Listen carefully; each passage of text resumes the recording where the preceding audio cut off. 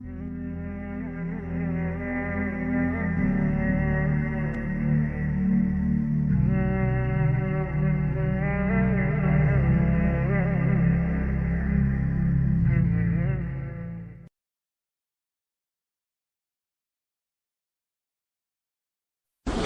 یہ نوٹ کر لیجئے، ہدایت و ضلالت اس دنیا میں جو مختلف حالتیں انسان پر طاری ہوتی ہیں، یا نعمتوں کی بارش ہو رہی ہے، یا تنگی ہے، فقر ہے، احتیاج ہے، دنیاوی حیثیت ہے، وجاہت ہے، یا دنیا میں گمنامی ہے، کسنوی پرست کے بھیا کس تھی، کوئی آپ کا حال ہی نہیں پوچھ رہا کہ تم ہو کون، تمہارے منہ میں کتنے دانت ہیں، یا یہ کہ دنیا میں اقتدار کی کسی مسند پر انسان بیٹھا ہے، یا یہ کہ کوئی اس کے ہاتھ میں اختیار نہیں.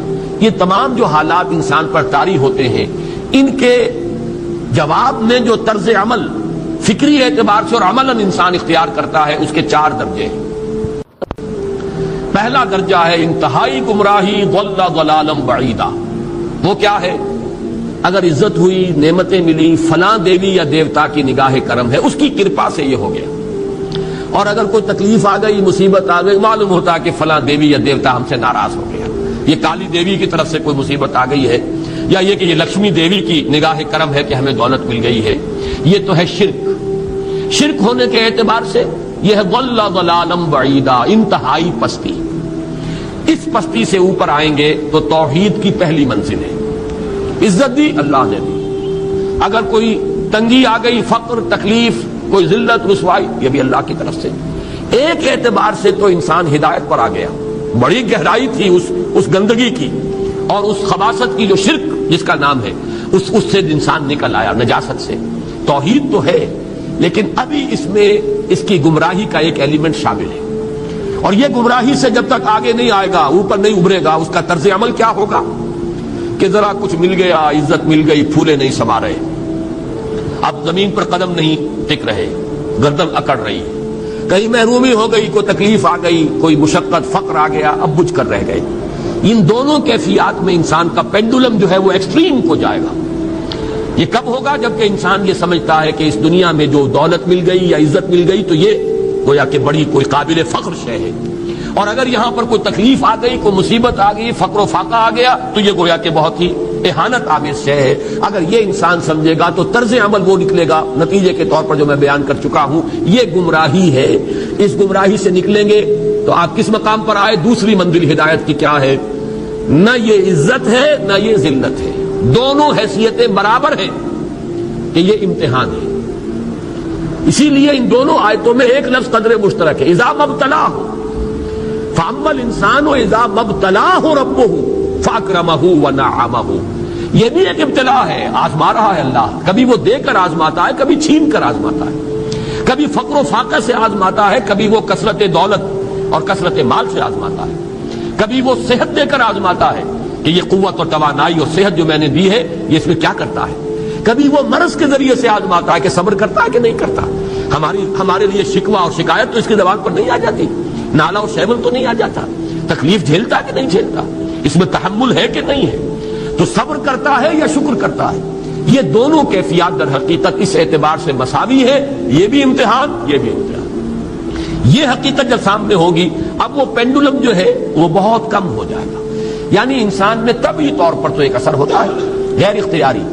کسی چیونٹی نے کاٹا آپ کے پاؤں پر، آپ اپنا پاؤں ہٹا لیں گے، اس میں کوئی ارادہ نہیں، یہ ریفلیکس ایکشن ہے، غیر اختیاری فعل ہے. اس حد تک تو انسان ضرور متاثر ہوتا ہے، اس سے تو کوئی انسان جو ہے وہ بلندر نہیں ہو سکتا. حضرت ابراہیم رضی اللہ تعالیٰ عنہ، حضور کے وہ نومولود فرزند، انتقال جب ہو رہا تھا آپ کی آنکھوں میں آنسو آ گئے.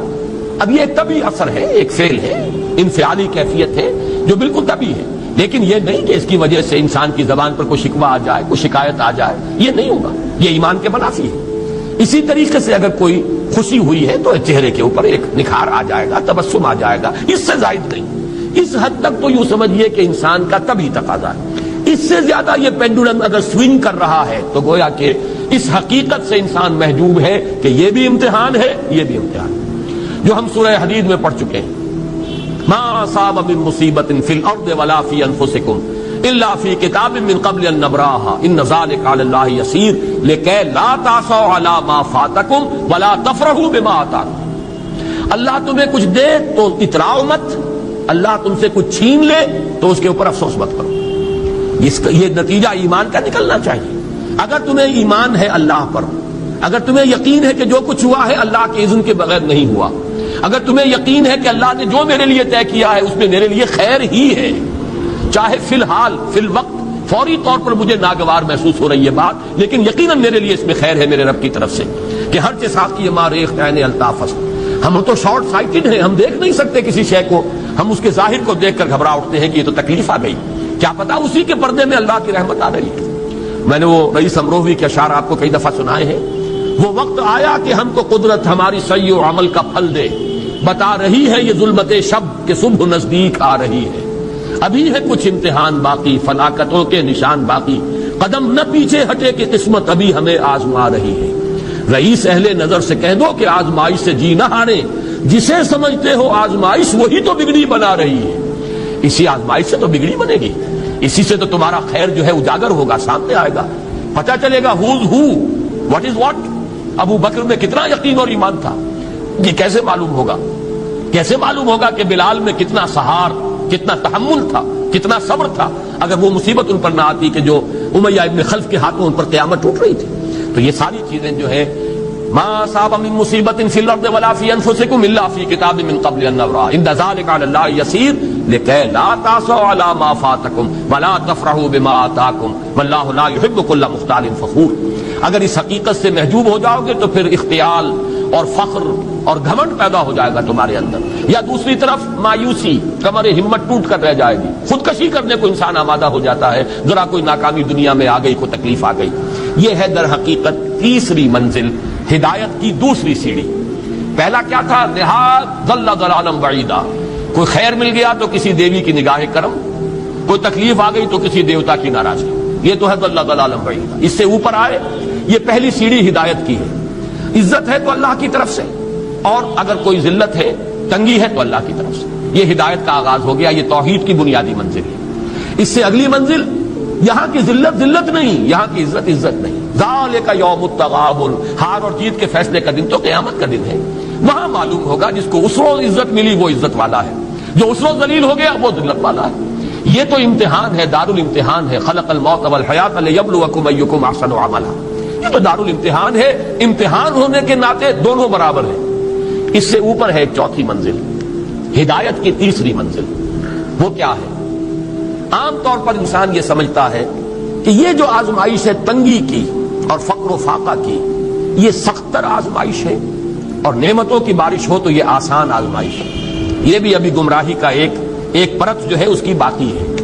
ابھی ہدایت کا جو کامل جو ہوگا انکشاف وہ کب ہوگا؟ جب انسان اس حقیقت کو جان لے کہ جہاں وسعت ہو، جہاں کثرت ہو، وہ زیادہ بڑا امتحان ہے، سخت امتحان ہے، بجائے اس کے کہ اگر قلت ہے، کمی ہے، یہ کم تر امتحان ہے، یہ کم بھاری امتحان ہے. کیوں کہ اگر آپ کے پاس کثرت ہے آپ کے اندر غفلت پیدا ہو جائے. کثرت کا لازمی نتیجہ غفلت ہے. نہ کوئی غم کرو نہ خوف، خوشیاں مناؤ جنت کی جس کا تم سے وعدہ کیا گیا تھا. اللہ کی ربوبیت پر اطمینان جب انسان کو ہو جاتا، میرا رب اللہ ہے، ربی اللہ، انسان کے لیے نہ کوئی کھٹکا، نہ کوئی خطرہ، نہ کوئی خوف، نہ کوئی حزن. جو کچھ ہو رہا ہے کس کے اذن سے ہو رہا ہے؟ اللہ کے اذن سے. اللہ کے اذن کے بغیر پتہ تک نہیں ہلتا. یہ کوئی اندھا بہرا مادہ نہیں ہے جس سے مجھے کوئی خوف ہو. اندھا بھینسا چلا رہا ہو اس سے تو ڈرنے کا ہر انسان کو ڈرنا چاہیے، نہ معلوم کس کو ٹکر مار دے. لیکن نہیں، اس کائنات کو چلانے والا ایک سمیع و بصیر خدا ہے. وہ جو میرا دوست ہے، میرا ولی ہے. اللہ ولی الذین آمنوا یخرجہم من الظلمات الی النور. اللہ اہل ایمان کا ولی ہے، ساتھی ہے، پشت پناہ ہے، مددگار ہے، حمایتی ہے. بتائیے جسے یقین ہو جائے کہ اللہ میرا مددگار، اللہ میرا محافظ، اللہ میرا پشت پناہ، اللہ میرا حمایتی، اس کے لیے کوئی خوف ہوگا؟ اس سے کوئی ڈر ہوگا؟ میں مثال دیا کرتا ہوں ایک بہت سادہ، پنجاب کے دیہات کی. تو بڑا چودھری ہے اور کوئی غریب کسان ہے. اس غریب کسان کی کہ جانوروں کو ہر وقت اندیشہ ہوگا چوری کا، کوئی میری بھینس کھول کر نہ لے جائے، کوئی میرا بیل کھول کر نہ لے جائے. لیکن جس کے بارے میں یہ سب کو معلوم ہو کہ وہ جو بڑا چودھری ہے وہ اس کا دوست ہے، اس کی بچیا کو کوئی خوف ہوگا؟ اس کی بھینس پر کوئی ہاتھ ڈالے گا؟ اسے کوئی اندیشہ ہوگا؟ نہیں. کیوں؟ کہ وہ بڑا چودھری، بڑا اس کا یہاں کا سردار، جاگیردار، سب کو معلوم ہے وہ میرا دوست ہے، کوئی میرے خلاف اقدام نہیں کر سکتا. اس دنیا میں یہ چھوٹی سی بات اگر آپ کے دلی اطمینان اور سکون کا باعث بن سکتی ہے تو ذرا تصور کیجئے. میں لفظ تصور استعمال کروں گا صرف اس لیے کہ اس کا ہم جس کو کہتے ہیں ادراک اور شعور کر نہیں سکتے، اگر کے ساتھ کر سکتے. اگر یقین ہو کہ اللہ میرا مددگار اور یقین ہو کہ اللہ ہر آن میرے ساتھ ہے، پھر کوئی خوف کس کا خوف؟ کوئی شے اللہ سے بالا تر ہے؟ کوئی قوت اس سے زیادہ طاقتور ہے؟ کوئی اس کے ارادے کو بدلنے والا ہے؟ کوئی اس کی مشیت کے آڑے آنے والا ہے؟ یہی بات ہے جو حضور نے فرمائی. یہ ایمان کا حاصل ہے لب لباب، کہ دیکھو اچھی طرح اس بات کو ذہن نشین کر لو. اگر تمام انسان مل کر تمہیں کوئی نقصان پہنچانا چاہے نہیں پہنچا سکتے مگر جو کچھ اللہ نے لکھ دیا ہو، اور تمام انسان مل کر تمہیں کوئی نفع پہنچانا چاہے نہیں پہنچا سکتے مگر وہ شے جو اللہ نے طے کر دیا. آپ پھر میں کہوں گا ذرا تاریخ کیجئے، اسے فرض کیجئے، اسے سوچئے. اگر اس حدیث پر ہمارا دل ٹھکا ہوا ہو تو کسی سے ڈر ہوگا یہ مجھے نقصان نہ پہنچا دے، یہ میری رپورٹ خراب نہ کر دے، یہ میری انکریمنٹ نہ رکوا دے، یہ میرا یہ نہ بگاڑ دے، یہ میرا یہ نقصان نہ پہنچا دے. اس کا ڈر، اس کا ڈر، اس کا خوف، اس کی خوشامد، اس کے لیے جا کر طرح طرح سے اپنی عزت نفس کو ذلیل کروانا اس کے سامنے. یہ سب کچھ کیوں کرتا ہے انسان؟ جب سمجھتا ہے کہ اس کے ہاتھ میں میرا کوئی نفع ہے، اس کے ہاتھ میں میرے لیے کوئی ضرر ہے، یہ مجھے کوئی گزن پہنچا سکتا ہے، یہ مجھے کوئی نقصان پہنچا سکتا ہے، یہ میرا کوئی کام بنا سکتا ہے، یہ میری کوئی ضرورت پوری کر سکتا ہے. اسی کا نام شرک ہے. جہاں آپ نے یہ سمجھا کہ غیر اللہ کے اندر کوئی طاقت موجود ہے وہی شرک ہے. بتوں سے تجھ کو امیدیں، خدا سے نو امیدی، مجھے بتا تو صحیح اور کافری کیا ہے؟ شرک تو یہ ہے. جس پر بھی تمہیں یہ خیال ہے کلمہ ہے، یہ کلمہ سوم لا حول ولا قوت الا باللہ. ذرا اس پر دل کو کبھی اگر آپ تصور کریں، پھر فرض کریں، دل ٹھک جائے اس پر، کوئی طاقت نہیں. یہی بات تھی جو شیخ عبد القادر جیلانی رحمۃ اللہ علیہ نے اپنی وصیت میں اپنے بچے سے کہی. 11ویں دینے والے ہیں لیکن حضرت شیخ عبد القادر جیلانی کی وصیت اور تعلیمات کو کتنے لوگ ہیں جانتے ہو؟ یہ جن مقامات تک پہنچے ہیں وہ کس چیز کی بدولت پہنچے؟ انہوں نے جو پیغام دیا وہ کیا تھا؟ اے میرے بچے، جس طریقے سے قرآن مجید میں حضرت لقمان کی نصیحتیں جو ہے نقل کر دی گئی ہیں، میں یہ عرض کروں گا بالفرض اگر قرآن حضرت عبد القادر جیلانی کے بعد نازل ہوا ہوتا تو شیخ عبد القادر کی یہ نصیحتیں بھی قرآن میں درج ہوتی. اتنی اونچی نصیحتیں ہیں. اے میرے بچے، اس حقیقت کو ذہن نشین کر لے، لا فاعل فی الحقیقت ولا مؤثر الا اللہ. اس کائنات میں نہ کوئی فاعل حقیقی ہے نہ مؤثر حقیقی ہے سوائے اللہ. کسی شے میں کوئی تاثیر نہیں اگر اللہ نہ چاہے. آگ جلا نہیں سکتی اگر اللہ نہ چاہے، پانی ڈبو نہیں سکتا اگر اللہ نہ چاہے، زہر ہلاک نہیں کر سکتا اگر اللہ نہ چاہے، کوئی چیز فائدہ نہیں پہنچا سکتی اگر اللہ نہ چاہے. تو در در پہ کیوں سر جھکاتے ہو؟ در در پر کیوں جبیں سائی کرتے ہو؟ سب کے سامنے کیوں ہاتھ پھیلاتے ہو؟ ایک اللہ سے مانگو، ایک اللہ کے سامنے زمین پر اپنی جبین رکھو. لا فاعل فی الحقیقت ولا مؤثر الا اللہ. نظر آتا ہے ہمیں کہ پانی پیاس بجھا دیتا ہے. پیاس بجھانے کی صلاحیت پانی میں نہیں ہے، اللہ کے اذن سے. کھانا بھوک مٹا دیتا ہے، بھوک مٹانے کی صلاحیت کھانے میں نہیں ہے، اذن رب میں. دیکھیے یہی یقین تھا. حضرت موسیٰ علیہ السلام کا واقعہ یاد کیجئے. سامنے سمندر آ گیا ہے، قوم دیکھتی ہے پیچھے کہ گرد و غبار کا طوفان. معلوم ہوا کہ فرعون اپنے لشکر سمیت آ گیا. لشکر جب چلتا تھا تیز رفتاری کے ساتھ تو گرد و غبار کا جو طوفان اٹھتا تھا اس کا تصور کیجیے. اور لمحہ بلمحہ وہ قریب آ رہا ہے۔ پوری قوم نے کیا کہا؟ اے موسیٰ انا لمدرکون، اے موسیٰ ہم تو پکڑے گئے۔ قرآن مجید میں تو یہاں وہ باتیں نہیں لکھی ہیں، لیکن تورات میں یہ درج ہے کہ بنی اسرائیل جھگڑنے لگے، دست و گریبان ہو گئے موسیٰ کے ساتھ۔ موسیٰ نے یہاں مروایا لا کر، اس سے تو ہم ہی بہتر تھے، وہاں کھانے کو ملتا تھا، زندگی تو تھی، بیگار ہم کر رہے تھے، موت تو نہیں تھی۔ اب جو کچھ ہوگا اس کا تصور کرو، جس طریقے سے ہمارے ٹکڑے اڑائے جائیں گے۔ تو لڑ رہے ہیں حضرت موسیٰ علیہ السلام سے، یہ تورات کی تفصیل ہے۔ قرآن میں صرف اتنا آیا ہے، پریشان ہو کر انہوں نے کہا انا لمدرکون، موسیٰ ہم کو پکڑے گئے۔ اس وقت موسیٰ کا جواب کیا ہے؟ کلا ان معی ربی سیہدین، نہیں، میرے ساتھ میرا رب ہے، وہ راستہ دے گا۔ بتائیے کہاں راستہ نظر آ رہا ہے؟ یہ ہے ایمان بالغیب۔ راستہ نظر نہ آئے تب اللہ پر یقین ایمان ہے، جیب میں پیسے ہو اور تب دل کو اطمینان ہے، تو ایمان کس پر ہوا؟ پیسے پر، اللہ پر نہیں۔ جب وسائل و ذرائع نہ ہو اور پھر یقین ہو کہ اللہ مسبب الاسباب ہے، وہ اسباب کا پابند نہیں ہے، وہ اسباب کا محتاج نہیں ہے، اسباب اس کے محتاج ہے۔